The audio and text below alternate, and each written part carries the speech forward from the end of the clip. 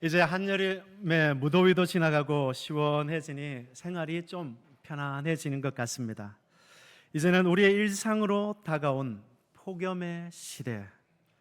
여름의 뜨거움을 잘 피하는 피서의 지혜도 이제는 건강관리의 중요한 한 부분이 되었습니다. 체감온도 35도씨를 넘으면 발령되는 폭염경보, 그리고 체감온도 38도씨를 넘으면 발령되는 폭염 중대 경보를 뚫고 지금까지 잘 이렇게 안전하게 오셨습니다. 서로 인사하겠습니다. 여름을 잘 지내신 것도 하나님의 은혜입니다. 네, 하나님의 은혜입니다. 뜨거운 여름을 지낸 경험 때문인지 설교를 준비하면서 저는 이스라엘 백성의 40년간의 광야 생활이 이전과는 사뭇 다르게 느껴졌습니다. 사막의 뜨거움에서 텐트 생활을 한다면 정말로 어린이와 노약자들은 하루하루가 생명의 위협을 느끼는 그러한 시간이었겠구나. 200만이 오밀조밀하게 붙어있는 뜨거운 사막의 생활은 그 자체가 엄청나게 짜증을 불러일으키는 환경일 수도 있었겠구나라는 생각을 해보았습니다. 그럼에도 우리는 이 하나님의 말씀을 통해서 왜 하나님이 그러한 사막으로 이스라엘을 밀어놓고 그 사막에서 이스라엘에게 원하신 것이 무엇인지를 알아보기를 원합니다. 신명기 말씀을 통해서 하나님은 이런 광야의 의미가 무엇인지 먼저 알려주고 계십니다. 그리고 광야가 왜 우리 인생에 필요한지도 알려주고 계십니다. 우리에게는 지리적 광야가 아닐지라도 우리에게 주어지는 상황적, 환경적 광야가 있습니다. 제가 이곳에서 사역을 한 지 7년입니다. 7년 동안 우리 성도님들을 이렇게 보면 그 눈물이 있습니다. 그리고 그 눈물을 지나온 광야의 시간도 있습니다. 저는 그것을 알고 있습니다. 그 광야를 지나게 하신 하나님의 뜻이 무엇인지 우리는 살펴보고, 또한 앞으로 그러한 광야가 있다면 왜 그러한 광야를 주신지도 우리가 함께 살펴보기를 원합니다. 광야는 히브리어로 미드바르로 광야, 사막, 그리고 빈들로 성경에서는 표현됩니다. 단어의 뜻과 환경은 조금씩 차이가 있지만 이 광야, 사막, 빈들은 모두가 사람이 살지 않는 그러한 거친 땅을 의미합니다. 다시 말해 사람이 살 수 없는 조건, 그것이 광야입니다. 이러한 척박한 광야로 하나님께서 이스라엘을 부르신 이유가 무엇일까요? 오늘 말씀을 보면 첫째로 하나님은 애굽의 음식이 아닌 하나님의 양식, 생명의 양식으로 사는 것을 알려주기 위해서 이스라엘 백성을 광야로 밀어 넣으셨습니다. 우리 함께 말씀을 읽어볼까요? 신명기 8장 3절, 오늘 말씀 3절을 함께 읽어보겠습니다. 시작.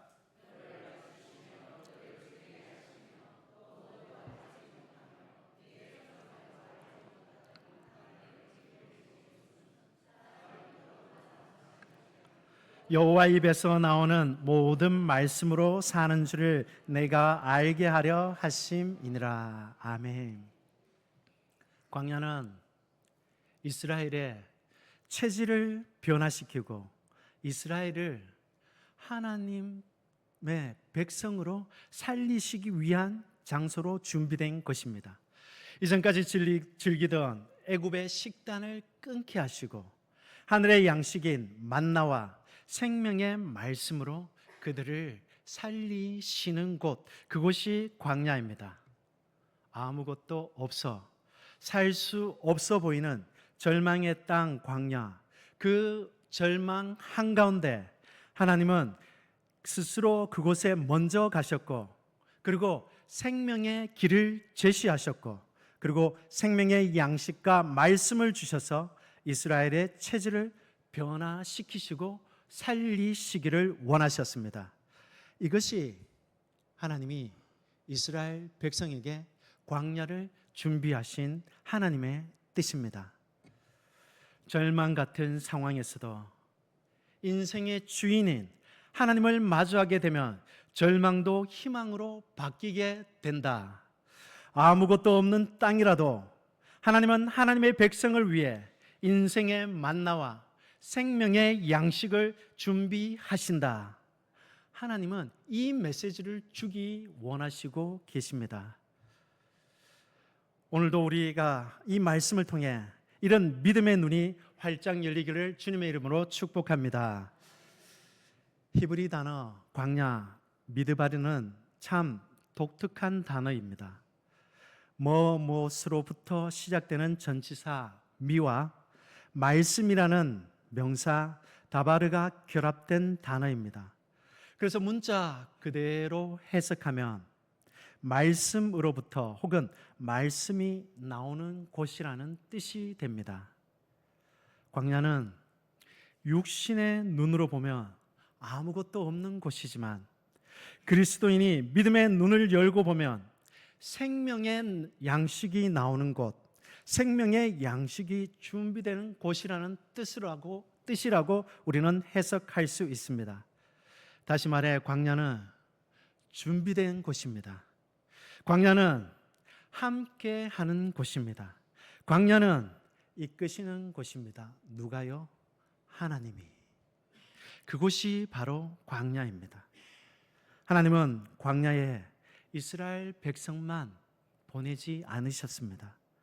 하나님께서 먼저 가셔서 모든 것을 이미 준비해 놓으시고, 그리고 이스라엘 백성을 맞아주신 곳, 그곳이 광야입니다. 그리고 그 광야에서 하나님은 내가 만나와 말씀으로 먹이고 인도할 테니 너는 나를 믿고 따르라고 하나님께서 이스라엘 백성에게 요구하시고 계십니다. 그리고 약속하십니다. 그러면 너희는 살고, 그러면 너희는 번성하고, 그리고 너희는 가나안 땅에 들어가서 그곳을 차지하리라.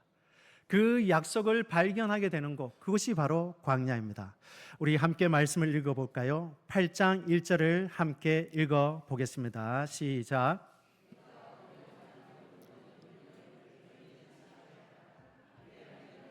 살고 번성하고 여호와께서 너희의 조상들에게 맹세하신 땅에 들어가서 그것을 차지하리라. 아멘. 최근에 전 세계가 한번 심각한 패닉에 빠진 적이 있죠. 바로 코로나라는 질병이 찾아왔을 때입니다. 그때 우리는 한 번도 경험하지 못한 질병 때문에 사람들은 죽음의 두려움을 마주했고, 그리고 많은 이들이 패닉에 빠졌습니다. 그런데 이런 와중에도 온 힘을 다해 코로나와 마주한 사람들이 있습니다. 누구입니까? 의료진들입니다. 이때 의료진들은 코로나의 피해를 조금이라도 줄이기 위해 생명을 위협하는 코로나와 마주했으며, 코로나로 신음하는 환자가 있다면 자신의 생명이 위협받더라도 코로나가 가득한 그곳으로 자원해서 들어가는 모습을 우리는 뉴스를 통해서 보았습니다. 의료진이 이렇게 한 이유는 무엇입니까? 환자를 위해서입니다. 하나님은 광야에서 우리에게 말씀하셨습니다. 너희는 살고 번성하고 들어가고 차지하게 되리라. 이것을 하나님은 말씀하셨습니다.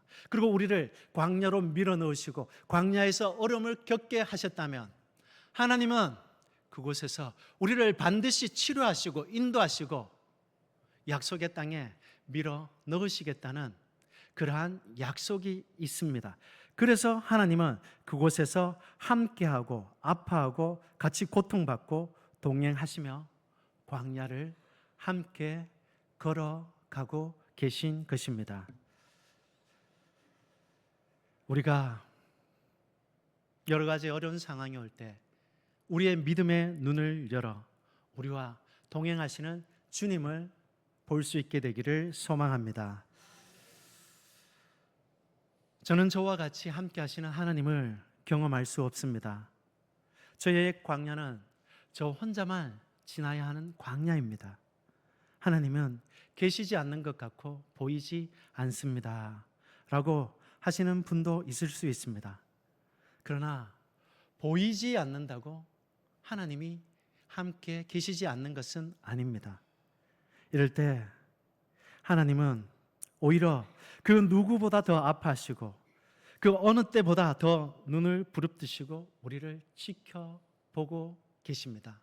왜냐하면 우리가 말씀대로 그 광야를 잘 통과하기를 누구보다 원하시고 계시기 때문입니다. 미국 해군 사관학교에는 졸업 미션 중 하나가 있다고 합니다. 범선 운항을 마쳐야 졸업을 마칠 수 있다고 합니다.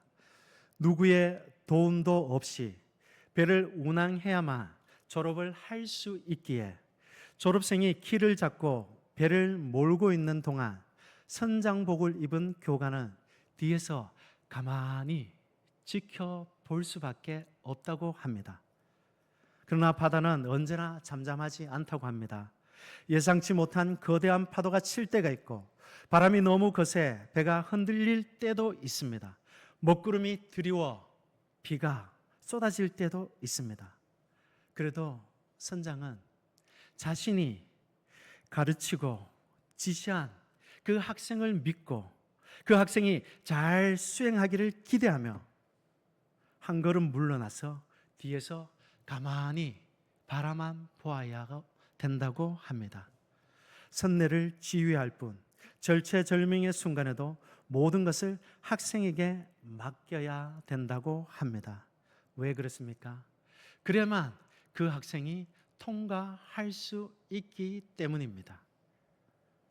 하나님이 우리 인생에 관여하지 않는 것 같습니까? 그럴 때는 그만한 이유가 있습니다. 어쩌면 그때가 우리가 마지막 관문을 통과할 때일 수도 있습니다. 우리 인생을 하나님께 맡겼다면 하나님은 반드시 우리 인생을 책임지시는 분이심을 믿으시기 바랍니다. 히브리서 11장 6절에는 이렇게 기록되어 있습니다.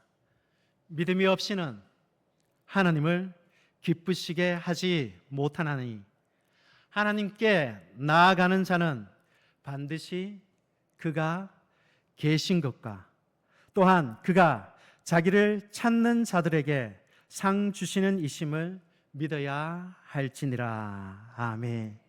미리 모든 것을 준비하시고 기다리시고 끝까지 함께 하시는 주님을 믿음으로 고백하시기 바랍니다. 이것이 바로 인생의 광야를 지나는 그리스도인의 지혜입니다. 다음으로 광야에서는 훈련이 동반된다는 것을 알아야 합니다. 광야에서는 여러 가지 어려움이 계속해서 닥치게 됩니다. 그때 우리는 그 훈련을 한 가지 한 가지 믿음으로 극복할 수 있어야 합니다. 왜 하나님은 그런 훈련을 계속해서 주실까요? 뭐든지 한번 들은 것을 우리가 그대로 표현할 수 있다 하면, 그리고 그것을 바로 사용할 수 있다면 얼마나 좋겠습니까? 학교에서 들은 지식을 산업 현장에서 바로 쓸 수 있다면, 의과대 학생이 강당에서 배운 수업만으로 환자를 바로 수술할 수 있다면 얼마나 좋겠습니까? 그러나 이것은 상상 속에서나 가능한 일입니다. 현실에서는 일어나지 않는 일입니다. 사람은 실습을 통해서 꾸준히 연습해야 하며 그래야 실력이 늘고 그래야 그것으로 인해 긴급 상황에서도 대처할 수 있는 지혜와 요령이 생기게 됩니다. 그래서 계속해서 연습하고 훈련하라고 합니다. 제가 올여름 목사님이 은퇴 준비를 하시고 2달을 비우실 때 제가 이 2달을 버티기 위해 한 가지 준비를 한 것이 있습니다. 수영을 끊고 운동을 시작했습니다. 수영을 등록할 때 오래되었지만 저는 3개월 정도 예전에 수영을 한 경험이 있다고 카운트에 등록하시는 분께 말씀을 드렸습니다. 그리고 그분이 정상 참작을 해 주셔서 아주 기초반에 등록을 해 주셨습니다. 예전에 3개월 수영을 했다고 하지만 오래전에 했기에 모든 것을 잊어버렸기 때문입니다. 다시 초심으로 돌아가 기본을 쌓아야만 합니다. 신앙생활도 비슷합니다. 먼저 한 번에 우리가 은혜를 많이 받았다고 해서 그 사람의 행동이 한 번에 싹 하나님이 완전히 원하시는 사람으로 바뀌지 않습니다. 또한 왕년의 은혜를 받고 신앙생활을 잘 한다고 해서 그것을 아무런 노력 없이 유지할 수 있는 것도 아닙니다. 신앙생활을 조금만 게을리하면 그 은혜가 서서히 사라지게 됩니다. 혹시 지금 이런 분은 없겠지요? 10가지 재앙을 경험하고 홍해의 기적을 경험한 이스라엘이 가나안이라는 벽을 마주하고 울부짖으며 외친 소리가 있습니다. 혹시 기억나십니까? 옛날로 돌아가자. 애굽으로 돌아가자. 우리는 더 이상 못 살겠다. 만나와 하나님 말씀으로는 도저히 우리가 못 살겠다. 환경이 어렵고 급박한 순간이 오면 우리는 자신이 익숙한 습관에 따라 문제를 해결하려고 합니다. 하나님은 그것을 고치기 위해 광야에서 여러 가지 얼음을 준비하시고 그것을 하나하나 하나님과 함께 극복해 가기를 원하시고 계십니다. 훈련을 통해 애굽에 적응되었던 몸이 서서히 광야의 만나와 하나님의 말씀에 적응하도록, 그리고 바로의 명령이 익숙하던 삶이 하나님의 명령이 더 익숙한 삶으로 바뀌도록, 그것이 하나님이 광야 훈련소에서 끊임없이 이스라엘을 훈련하신 그 훈련의 최종 목적입니다. 오늘 말씀 5절을 함께 읽어보도록 하겠습니다. 시작.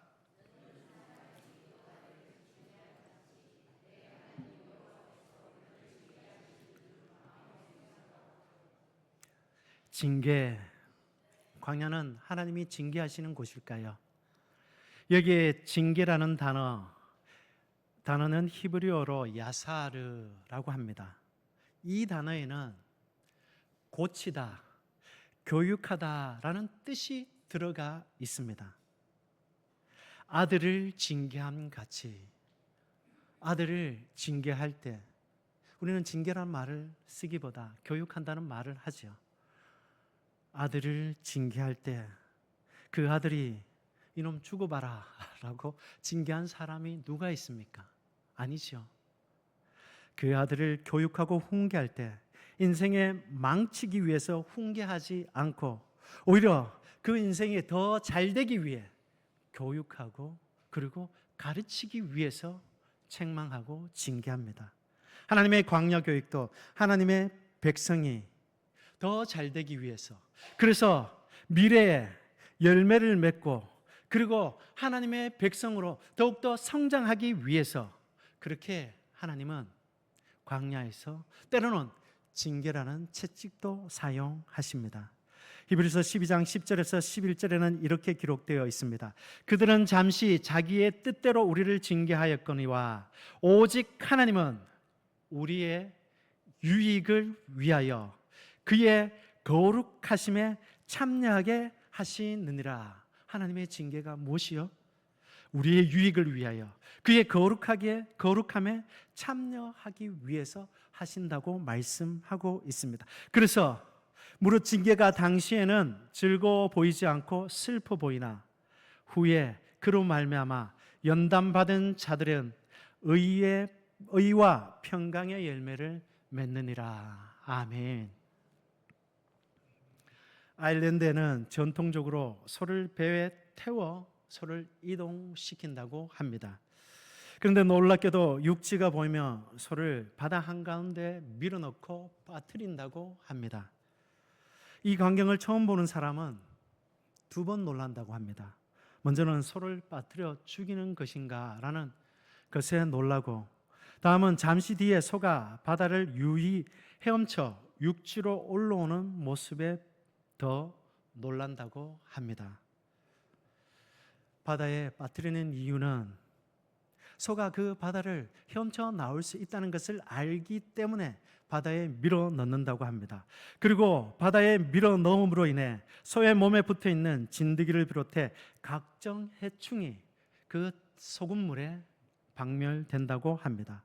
그래서 소를 바다에 빠뜨린 것은 소를 죽이는 것이 아니라 오히려 안전하게 소를 육지로, 그리고 건강하게 육지로 이동시키는 방법이라고 합니다.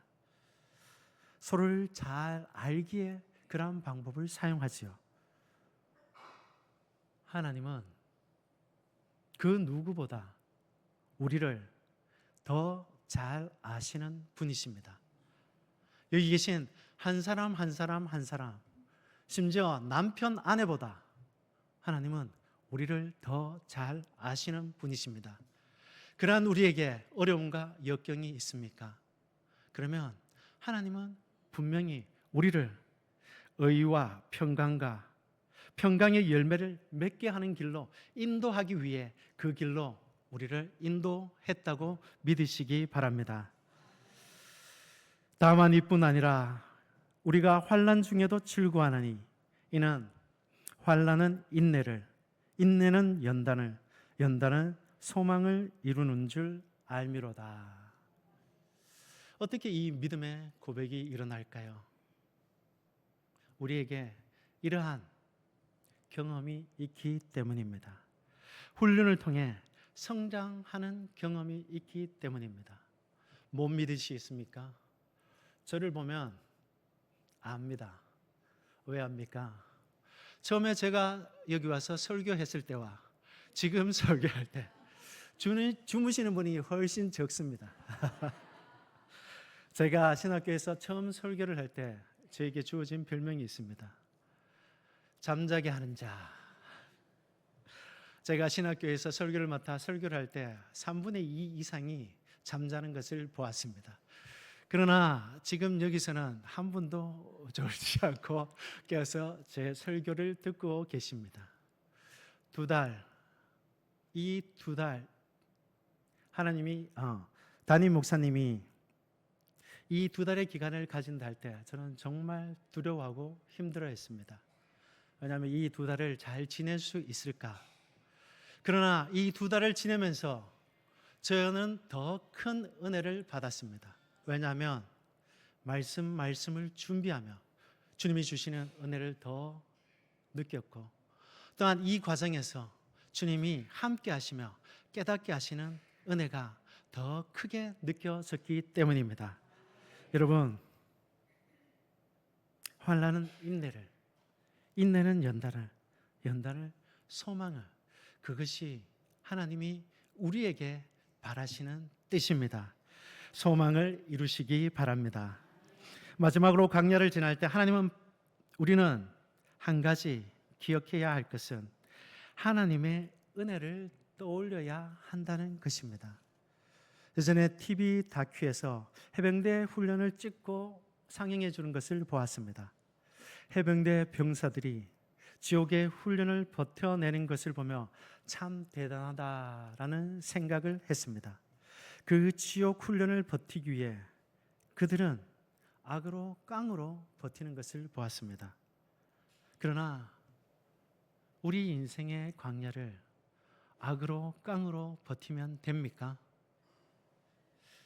그러면 우리에게는 기쁨이 없습니다. 그러면 우리는 하나님이 준비하신 결론에 도달할 수 없습니다.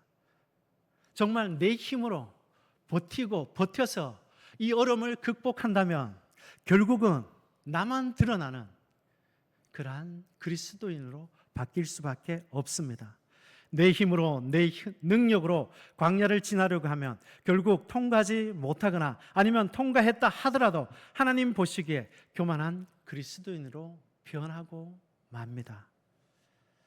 요한계시록 2장에 하나님이 에베소 교회를 향해 하신 책망, 그 책망에 대해서 혹시 기억하십니까? 에베소 교회에 대해서 하나님은 이렇게 먼저 말씀하십니다. 내가 너의 행위와 수고와 너의 인내를 알고 또 악한 자들을 용납하지 아니한 것과 자칭 사도라 하되 아닌 자들을 시험하여 그의 거짓된 것을 너희가 드러낸 것과 또 너희가 참고 내 이름을 위하여 견디고 게으르지 아니한 것을 아노라. 하나님은 그 노력을 안다고 분명하게 약속하십니다. 말씀하십니다. 그러나 그 뒤에 이러한 책망이 따라옵니다.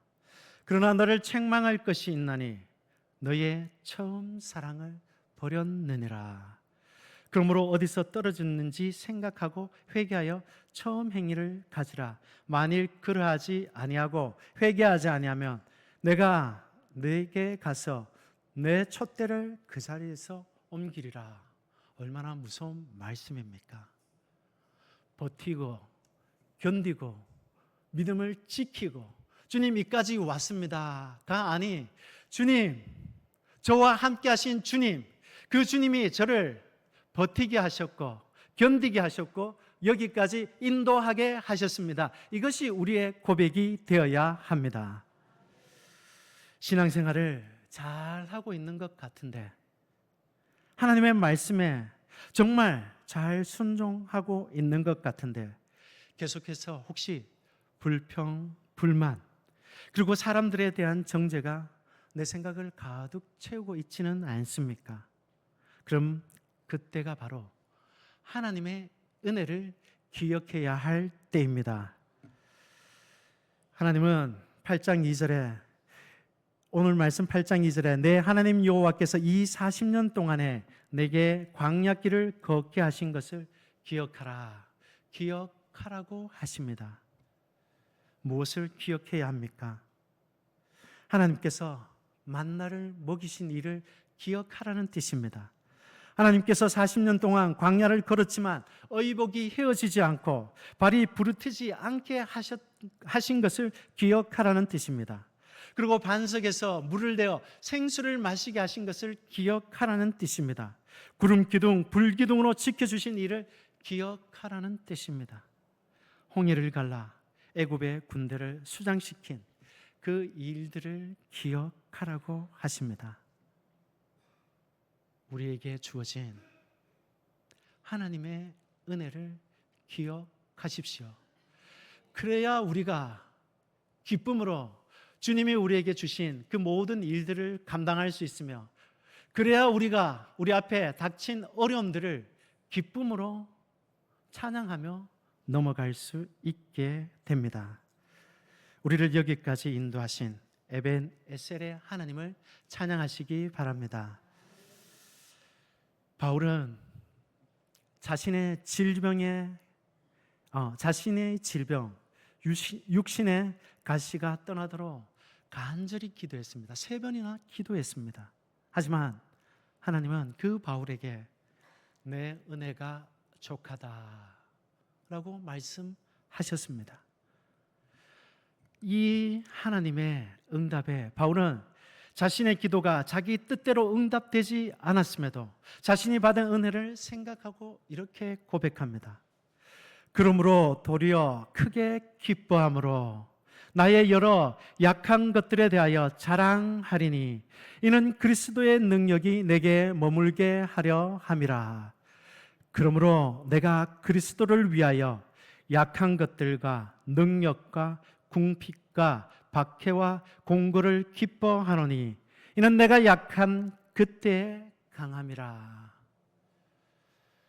여기 계신 성도님, 우리 한 분 한 분이 우리 몸에 주님께서 함께 하신 고통이 있지 않습니까? 질병으로 인해서 새겨진 상처가 있습니다.